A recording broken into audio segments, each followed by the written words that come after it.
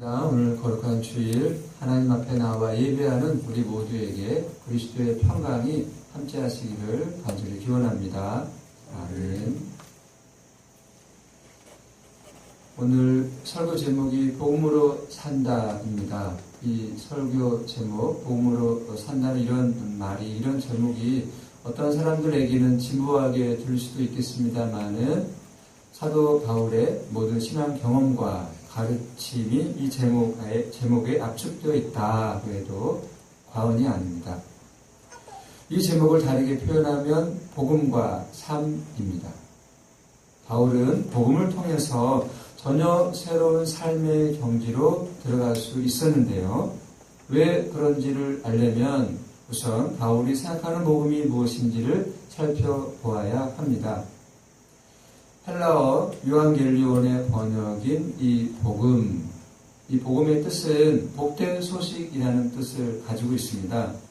사람들이 일반적으로 복된 소식으로 여기고 있는 것들은 잘 알려져 있죠.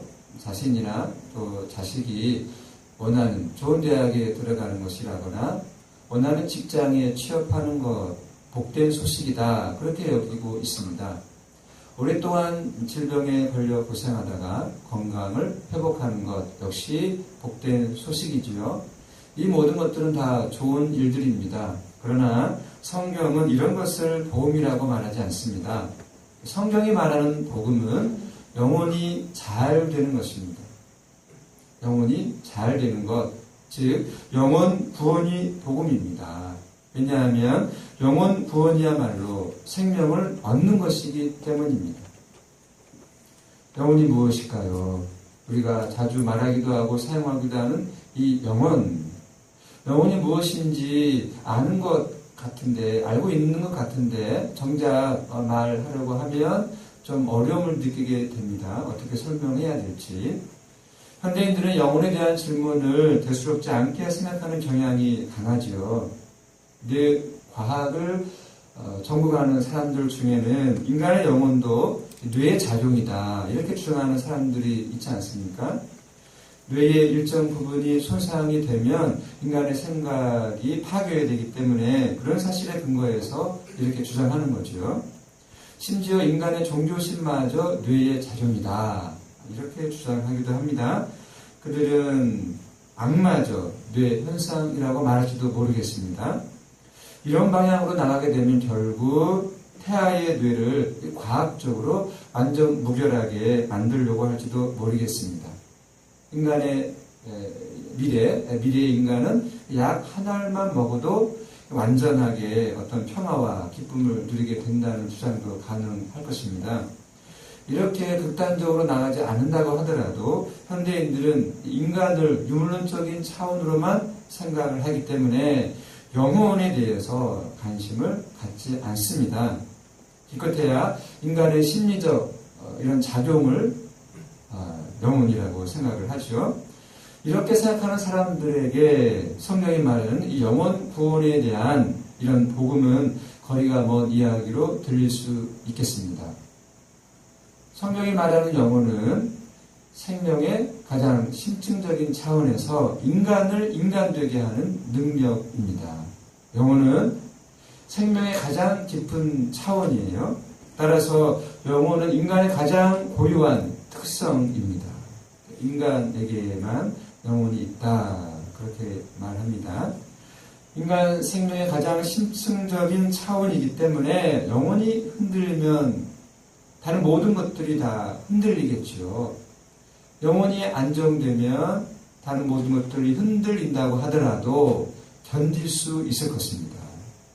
그러니까 영혼은 오뚜기의 중심을 잡아주는 낙덩이와 같아요. 오뚜기는 쓰러져도 그 중심에 낙덩이가 있기 때문에 다시 일어서지 않습니까? 영혼의 평화는 삶의 조건들, 우리 삶의 조건들이 아무리 좋아진다고 해서 가능한 일이 아니에요. 영혼의 평화는 오직 하나님과의 올바른 관계를 통해서만 가능한 일입니다. 바울은 유대교의 가르침을 따랐지만 영혼의 평화를 얻을 수 없었습니다. 유대교에서 말하는 율법을 지키면 지킬수록, 율법에 매달리면 매달릴수록 영혼의 평화를 경험할 수 없었습니다. 자신이 율법을 완성해야 한다는 이런 어떤 절망감만 더 커져갔습니다. 바울은 예수 그리스도를 통해서 영혼의 자유와 평화를 경험할 수 있었습니다. 이것이 바울에게는 복음입니다. 예수 그리스도를 통한 영혼의 자유와 평화. 그래서 바울은 유대교를 떠날 수밖에 없었습니다. 바울의 복음 경험은 실존적인 차원에서 삶과 죽음의 문제였어요. 대다수의 사람들은 이 신앙을 또는 기독교 신앙을 교양의 차원에서 대합니다. 교양의 차원. 교양은 뭐 있어도 없어도 그렇게 큰 문제가 되지는 않습니다. 절신함이 없다는 거죠. 이 겉모양만 보면 절신함이 있는 것 같은데 실제로는 경직되어 있어요. 내면이 경직되어 있습니다. 생명의 심층인 영혼에서 우러나오는 갈급함, 절실함이 없으니까 어쩌겠습니까? 영혼의 심층에 울림이 있는 것과 없는 것, 그 차이가 무엇인지 성도인들은 다 알고 있을 것입니다. 어떤 사람은요, 이렇게 살아갑니다. 이게 좋은 게 좋다는 식으로 그냥 그렇게 살아가지만 어떤 사람은 정말 이 인생, 한 번밖에 없는 인생을 바르게 살아보고자 치열하게 노력합니다. 어떤 사람은 자신과 또 자기의 가족의 안위만 생각하며 살아가지만 또 어떤 사람은 이웃과 또 국가와 인류 전체를 생각하며 살아갑니다. 어떤 사람은 이 한반도의 통일은 남의 일이다 그렇게 여기기도 하지만 어떤 사람은 자신의 일로 여기며 살아갑니다. 우리 모두가 이런 이웃과 또 사회 공동체를 생각하며 국가를 생각하며 살아갈 수는 없는 거예요. 자신에게 주어진 어떤 은사를 따라서 뭐 감당할 만한 자신의 능력껏 감당할 만한 일들을 감당하며 살아가며 되는 것이죠. 그러나 삶과 죽음의 문제, 우리 모두에게 해당되는 일 아니겠습니까? 삶과 죽음의 문제, 즉 영혼의 구원 문제는 아무도 피해갈 수 없는 일이고요. 또 피해가서도 안 됩니다. 이런 문제가 절실하게 느껴지지 않는다는 것은 영혼의 눈이 어두워졌다는 뜻이겠죠. 바울은 예수 그리스도를 통해서 생명을 얻는 경험을 했어요. 영혼의 자유와 평화이죠. 예수 그리스도를 통해서 삶과 죽음의 문제가 해결되었다는 그런 뜻입니다. 그래서 바울은 오늘 본문 21절에서 이렇게 고백할 수 있었습니다. 이는 내게 사는 것이 그리스도니 죽는 것도 유익함이라. 죽는 것도 유익하다. 죽는 것도 유익하다는 이런 말은 오해의 소지가 있죠. 고대 그리스 사상은 영육이원론에 깊이 떨어져 있었습니다. 영육이원론 다 아시죠? 그들에게 육체는 영혼의 감옥이었어요. 그러니까 죽는다는 것은 영혼이 육체라고 하는 감옥으로부터 해방되는 것이었어요. 그러니까 죽는다는 것은 얼마나 영혼의 해방이니까 드디어 영혼이 이 감옥으로부터 육체라는 감옥으로부터 해방되는 일이니까 좋은 일, 구원으로 그렇게 여겼던 모양입니다. 그래서 소크라테스가 억울하게 사약을 받으면서도 아주 여유가 있었잖아요. 그 이유가 여기에 있는 거죠. 죽는 것도 유익하다는 바울의 말은 그리스 철학자들의 그런 어떤 사상이나 말에 바탕을 둔 것이 아닙니다. 현실의 삶을 차분히 벗어나려는 것도 아니에요. 예수 그리스도를 통해서 죽음이 이미 극복되었다는 사실에 근거해서 자신의 삶을 받아들이는 것입니다. 이것이 바로 부활 경험이죠. 고린도전서 15장 54절에서 바울은 이렇게 외칩니다. 세 번역으로 읽어드리겠습니다. 썩을 이 몸이 썩지 않을 것을 입고 죽을 이 몸이 죽지 않을 것을 입을 그때에 이렇게 기록한 성경 말씀이 이루어질 것입니다. 바울은요, 그리스 철학자들의 말처럼 이 현실의 삶을 부정하거나 가볍게 여기는 것이 아니라 현실의 삶이 질적으로 새로운 생명의 휩싸였다는 사실을, 즉 죽음마저 극복되었다는 사실을 중요하게 생각했습니다. 그래서 바울은 내게 사는 것이 그리스도다. 즉 나의 생명은 그리스도다. 그리스도야말로 나의 생명이다. 이렇게 고백할 수 있었습니다. 바울의 이런 신앙, 이런 경험 얼마나 부럽습니까? 우리는 이런 고백을 들을 때마다 너무 엄청난 고백이고 너무나 엄청난 경험이기 때문에 어떤 친근감이 아니라 오히려 어떤 좀 멀리 느껴진다라고 할까요? 거리감을 느끼게 됩니다. 그래서 바울의 말에 귀를 닫지요. 그러나 이것은 오해입니다.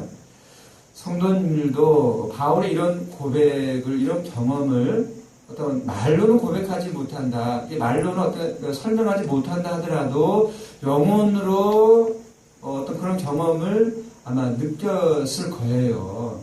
말로는 어떤 우리의 어떤 문장으로는 다 설명하지 못한다 하더라도 그런 경험이 있었을 것입니다. 그런 순간이 점점 늘어나는 사람들은 우리 기독교 신앙이 세월과 함께 더 이렇게 깊어질 것이고요. 그런 순간들을 붙잡지 못하는 사람들은 기독교 신앙의 껍데기에 집착하게 될 것이고, 더 나아가면 모르겠습니다. 기독교 신앙을 포기할지도 모르겠습니다. 저의 어떤 경험을 잠시 말씀드리고자 하는데요. 한번 들어보시고 성도님들의 경험과 비교해 볼 때 어떤 것이 비슷한지 또 어떤 것이 다른지 비교해 보시기를 바랍니다. 저는 어떤 순간에 저와 관계된 모든 것들로부터 단절되는 그런 느낌을 받고는 합니다. 가족들 또는 교우들, 그리고 집과 또 통장에 있는 돈들 등등입니다. 여기서 단절된다는 것은 그 모든 것들이 좀 귀찮아진다는 그런 느낌이거든요. 이런 순간은 죽는 순간일 것입니다. 죽는 순간, 마지막 호흡을 내뿜어야 하는 그런 죽는 순간에 무슨 가족을 생각하며 돈을 생각하며 또 자신의 업적을 생각하겠어요? 그 순간에는 자신이 알고 있는 모든 기억들 다 사라질 것이고, 그 순간에는 오직 하나님과의 관계에만 자신을 의지할 수 있는 모든 것이겠죠. 죽는 순간의 느낌이 살아있을 때도 종종 찾아옵니다. 그런 순간에는 다른 어떤 것을 욕망하지 않게 됩니다. 다른 어떤 것들이 없어도 괜찮다라고 하는 것이거든요. 없어야 더 그런 느낌이 강해지는데, 이런 느낌이 바로 그리스도께서 나의 생명이니까 죽어도 좋다는 이런 바울의 고백, 그런 것을 이야기하고 있는 것 아닐까요? 성도님들도 이런 순간들이 분명히 있었을 것입니다. 영혼의 깊이로 들어가고자 하는 사람들은 이런 경험이 있을 수밖에 없습니다. 이런 느낌이 전혀 없었다, 또 지금도 없다고 한다면 영혼의 구원이 무엇인지 생각하지 않는 사람이다, 그렇게 말할 수도 있겠습니다.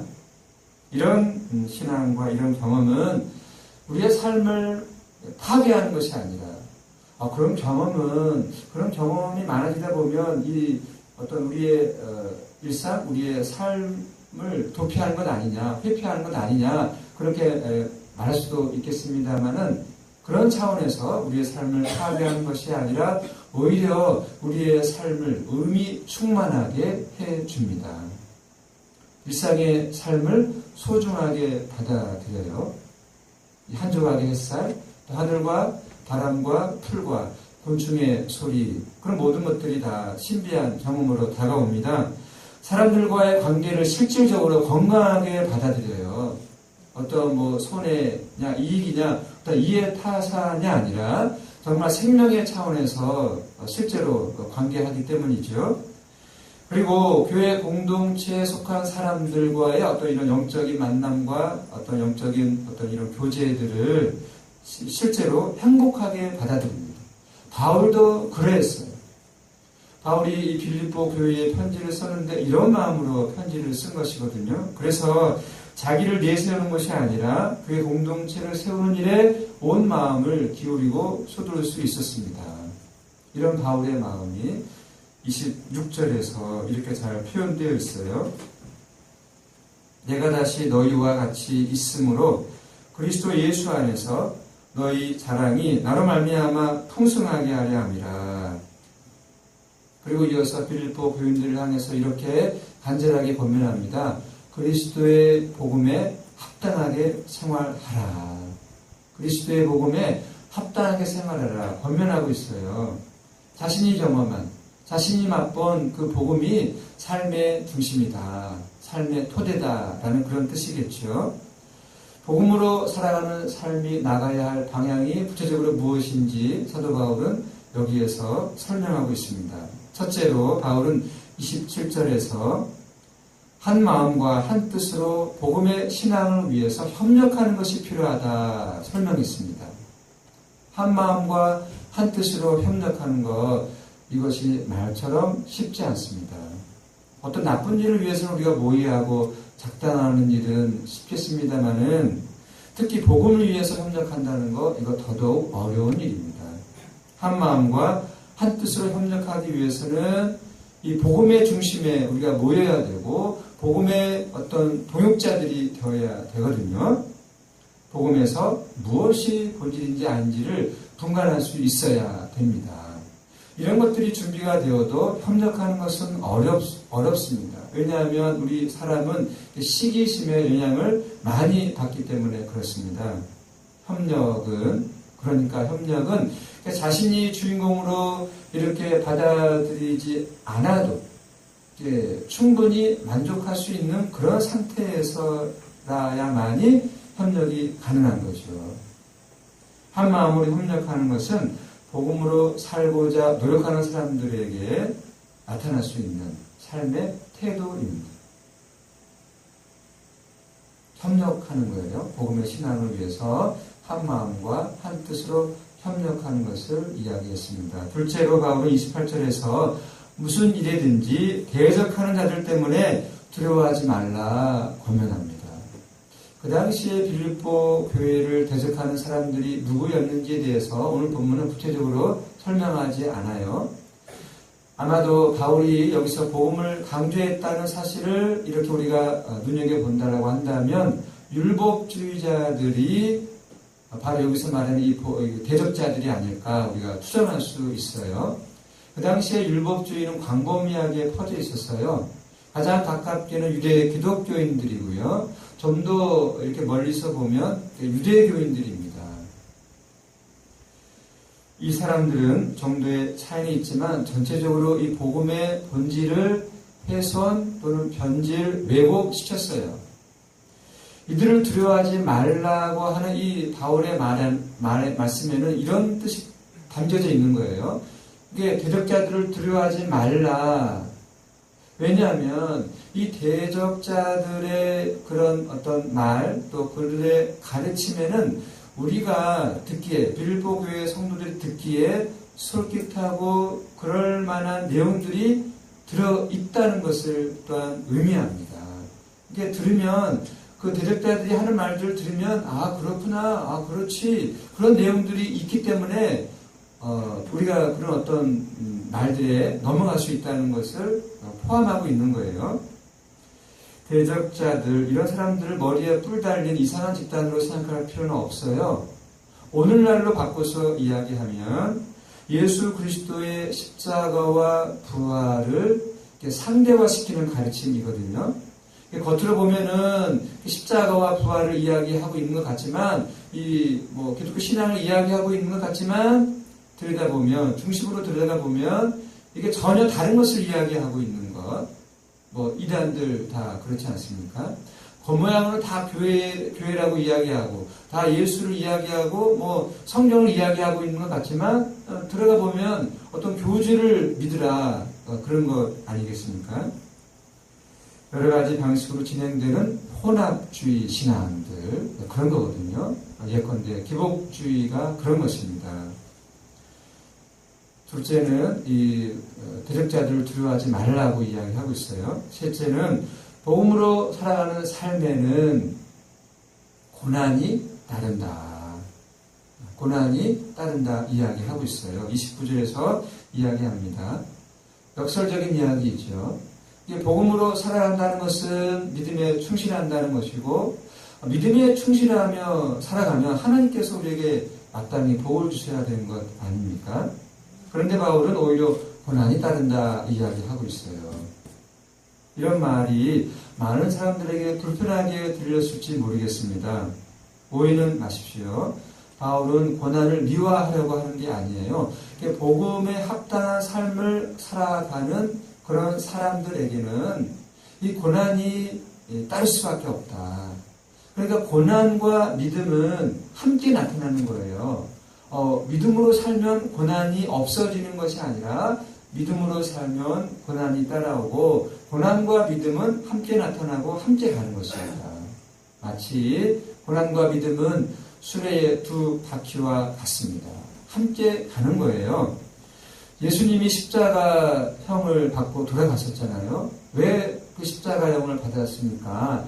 예수님은 하나님 나라가 가까이 왔다는 사실을 믿었기 때문에 그렇습니다. 그 믿음이 있었기 때문에 고난을 받고 십자가에 돌아가셨어요. 지난 기독교 역사에서도 많은 기독교 신자들이 크고 작은 고난을 당했습니다. 현대 기독교인들이 이런 말을 실감하지 못합니다. 부분적으로는 고난을 이야기하지만 그 고난조차도 추상적으로 떨어질 때가 많아요. 이 기독교가 말하는 고난에 해당이 되지 않는 어떤 다수나 어떤 고난, 어려움들을 고난이다라고 이야기를 할 때가 많이 있다라고 하는 거죠. 목회적으로 이야기하면 열심히 목회하고 또 교회를 섬기는데도 교회가 부흥하지 않는다. 이거 고난이다. 그렇게 이야기하기도 해요. 또는 막연하게 자신에게 일어날지도 모를 어떤 불행한 일들, 그런 어떤 불행한 일들에 대한 불안한 마음, 그런 것들도 고난으로 여기는데 그것은 기독교가 말하는 고난은 좀 먼 거죠. 바울은 30절에서 이런 일련의 문제를 기독교인들에게 주어지는 싸움이다. 싸움으로 우리 기독교인의 실존을 이야기하고 있어요. 기독교인의 삶은 싸움이다. 투쟁이다. 진리를 수호하고 진리를 지키기 위해서는 싸워야 되고 투쟁해야 되고 어떤 진리 차원에서 그렇게 투쟁해야 된다는 것이죠. 디모데전서 6장 12절에도 그런 말씀이 있죠. 믿음의 선한 싸움을 싸우라. 영생을 취하라. 싸워야 된다라고 이야기한다고 해서 이 세상을 무조건 악하다 그렇게 보는 차원은 결코 아닙니다. 본질적으로 본다면 이 세상과 관계없이 기독교인의 삶은 싸움일 수밖에 없어요. 왜냐하면 우리가 복음으로 살아가다 보면 또 영적으로 나태해지기도 하지 않습니까? 우리의 신앙이 늘 이렇게 유지되고 높아지는 것만은 아니잖아요. 떨어질 때도 있지 않습니까? 그러면 우리 자신과 싸워야 되잖아요. 싸움을 다른 말로 표현하면 자기 성찰이고 구도이고 수행입니다. 끊임없이 우리를 지켜가야 되죠. 신앙을 지켜가야 되기 때문에 영적인 싸움이라 이야기할 수 있습니다. 빌립보 3장 14절에서 바울이 이렇게 외칩니다. 표대를 향하여 그리스도 예수 안에서 하나님이 위에서 부르신 부름의 상을 위하여 달려간다. 달려간다는 것, 영적인 싸움이잖아요. 오늘 우리는 이런 다름질의 영성, 선한 싸움의 영성을 잃어버렸습니다. 나의 생명은 그리스도인이 지금 죽는 것도 유익하다는 이 바울의 고백은 어떤 열광주의자의 헛된 소리가 아니에요. 복음으로 산다는 것이 무엇인지에 대한 관심이 오늘 현대 우리 기독교인들에게 끼어들 어떤 그 틈이 적어 보여요. 대신 일상에 대한 어떤 뒤치다거리가 우리의 삶 전체를 지배하고 있습니다. 우리의 일상의 삶의 과잉으로 인해서 이런 어떤 복음으로 살아가는 우리의 삶에 대해서 우리가 진지하게 생각하지 못할 때가 많다는 것입니다. 이런 방식으로 삶의 재미를 우리가 순간순간 느낄 수는 있겠습니다만 기독교 신앙의 중심으로 들어가기는 어려울 것입니다. 왜냐하면 앞에서도 말씀드렸듯이 영혼의 깊이에서 울림이 어떤 공명이 없기 때문이죠. 영혼의 깊이에서 울림이 없는 상태를 사람들은 견디지 못하기 때문에 다른 것으로 이와 비슷한 경험을 하고자 여기저기를 기웃기웃 거립니다. 그래도 안 되면 인생은 다 그런 거야. 그러면서 자포자기에 빠질 수도 있습니다. 설교를 끝내야 되는데요. 그런 어떤 시점이 되었는데도 불구하고 여전히 질문이 남아 있습니다. 그 질문에 제가 제대로 어떤 정확한 대답을 아직 찾지를 못했어요. 우리 성도님들이 한번 찾아보시면 좋겠습니다. 이런 질문입니다. 복음으로 살아가는 삶을 통해서 실제로 우리가 행복하고 또 의미 충만한 삶을 살아갈 수 있을까요? 실제로 말입니다. 이런 말은 종교적인 어떤 수다나 또는 허풍이나 어떤 공허한 미사 여구는 아닐까요? 이것이 아무리 진리라고 하더라도 정말 이 무한 경쟁에 내몰린 현대 기독교인들에게는 이런 말씀이 복음에 합당한 어떤 기독교인의 삶이 비현실적인 말씀으로 다가오는 것은 아닐까요? 먹고 살아야 되는 이런 문제가 발등에 불이고 복음으로 살아가는 삶은 부자적인 삶으로 생각이 되십니까? 그렇습니다. 물론 그렇습니다. 먹고 사는 문제가 절박한 사람들에게 있어서는 일단 먹고 사는 문제를 해결하기 위해서 노력해야 되죠. 최선을 다해야 됩니다. 또 자기가 사회에서 또 직장에서 맡은 어떤 일들이 있지 않습니까? 그것이 예술이 되었든지 학문 분야가 되었든지 그런 자기 일을 감당하기 위해서는 또 시간을 내야 돼요. 또 자기의 어떤 시간을 투자해야 됩니다. 그것은 당연한 일입니다. 그런 순간을 준비하며 살아야 됩니다. 그렇게 또 살다 보면 언젠가는 생존 문제도 해결되겠죠. 또 자기의 어떤 전문 분야에서 시간을 그렇게 많이 투자하지 않아도 되는 그런 순간이 다가오겠지요.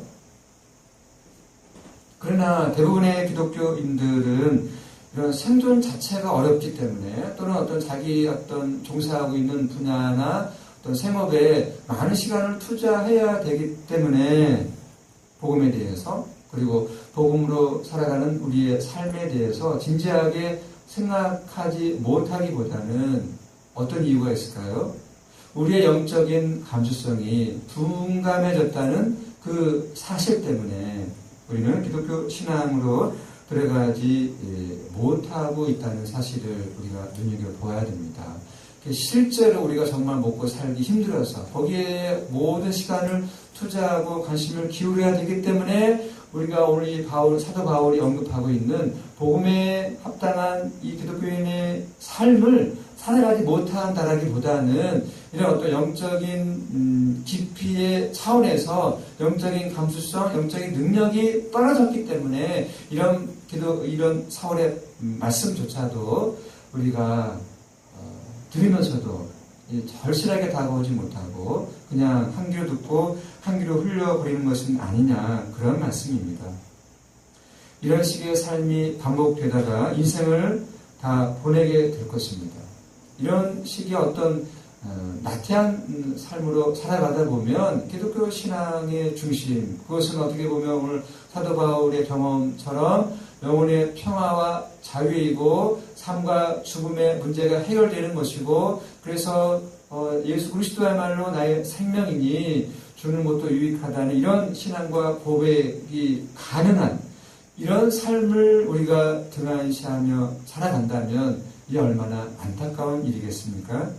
그러므로 사랑하는 성도 여러분, 복음에 더 집중하시기 바랍니다. 쉬운 일은 아니겠으나 복음으로 살아가는 우리의 삶에 대해서 더 지금보다 더 진지하게 생각하며 살아가시기를 바랍니다. 바울은 그런 차원에서 세 가지를 언급했어요. 고난과 믿음은 함께 간다. 복음의 신앙을 위해서 협력하라고 그리고 두려워하지 말라고. 이 복음의 신앙을 방해하는 많은 세력들이 우리 주변에 있어요. 그러므로 더 조심하면서 살아가라고 이야기하고 있는 이런 사도 바울의 말씀에 더 우리의 마음을 집중하며 살아가시기를 바랍니다. 그래서 우리도 영혼의 참된 자유와 평화, 예수 그리스도야말로 나의 구원자, 나의 하나님이라고 고백하며 살아가는 우리의 삶이 될 수 있기를 간절히 바랍니다. 아멘. 기도하겠습니다.